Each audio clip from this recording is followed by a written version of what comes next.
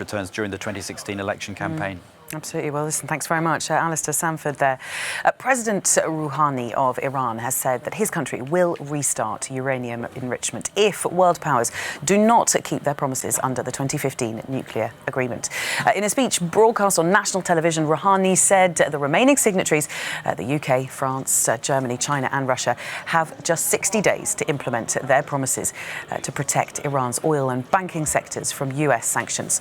Talking to the media in Moscow yesterday, Iran's Foreign Minister Mohammad Zarif said his country has the right to stop implementing its commitments under the deal if other countries do the same. The Islamic Republic of Iran sees it as sensible to stop implementing some of its commitments and some of the measures it had voluntarily taken within the nuclear deal for the time being. Well, let's get some more on this with NBC News' Chapman Bell, who joins us from London. Morning to you, Chapman. Has this been a clever play from the part of the US to get Iran to announce this? Well, good morning, Bell. I mean, what the U.S. withdrawal has done is forced Iran to do something as their country struggles with sanctions. And now France has reportedly said if Iran's nuclear commitments were not respected, the question of relaunching sanctions would be on the table. France's defense minister also saying that there's nothing worse than an Iranian exit from the nuclear deal and that Europeans want to keep the deal alive. This is all down to Rouhani addressing Iran today, 1 year after the U.S. pulled out of the agreement, saying it would stop exporting its excess uranium and heavy water from its nuclear program as per the terms of the struggling nuclear agreement, and warned of a firm response if Iran's nuclear case is once again referred to the UN Security Council, basically saying he doesn't want it to get to that stage. But it's not clear what that firm response would be, but he did say that he's ready to negotiate. Bell?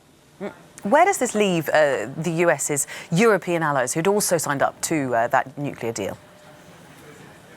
Well, Rouhani today also setting out a new 60-day deadline to agree to new terms with those remaining countries that had signed on to the agreement.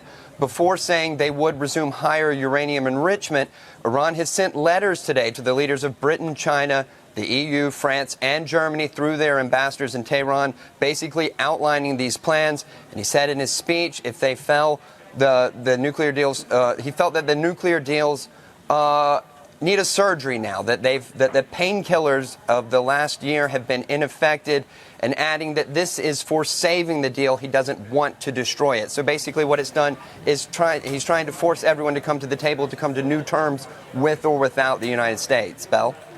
All right, thank you very much. Chapman Bell there in London. Well, let's take a look back at that Iran nuclear deal that's at the centre of this. It was, of course, signed in 2015 and Donald Trump pulled out of it 12 months ago. Evelyn Laverick takes a look back at it. President Barack Obama called it a landmark agreement. His successor considered it flawed and pulled out. The future of the Iran nuclear deal, which aimed at curbing Tehran's atomic ambitions, appears shaky at best. Back in 2015, Iran and the 5 permanent members of the UN Security Council, plus Germany, signed up to the deal officially known as the Joint Comprehensive Plan of Action. With courage, political will, mutual respect and leadership, we delivered on what the world was hoping for. A shared commitment to peace and to join hands in order to make our world safer. Under the deal, Iran agreed to eliminate medium-enriched uranium and cut low-enriched uranium by 98%. There'd be no weapons-grade plutonium, heavy water facilities would be restricted, and the UN's nuclear watchdog could send in its inspectors. In return, Iran would receive sanctions relief. But a year ago, President Trump accused Iran of circumventing the deal's restrictions and unilaterally withdrew. The fact is, this was a horrible, one-sided deal that should have never, ever been made. Trump then reinstated sanctions and last month refused to extend waivers which had allowed some countries to buy oil from Iran. Washington also ramped up the pressure last week by deploying an aircraft carrier to the Middle East, criticising Iran's destabilising effect in the region. Meanwhile, EU diplomats have been scrambling to keep the deal intact, vowing to continue trading with Iran. But with economic links with the US, most have found it hard to resist the power of sanctions.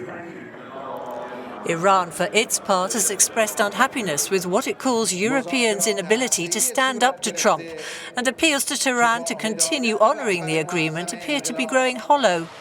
While the UN's nuclear watchdog says it has consistently found Iran to be in compliance with the accord, the question now is for how much longer. Evelyn Laverick, Euronews.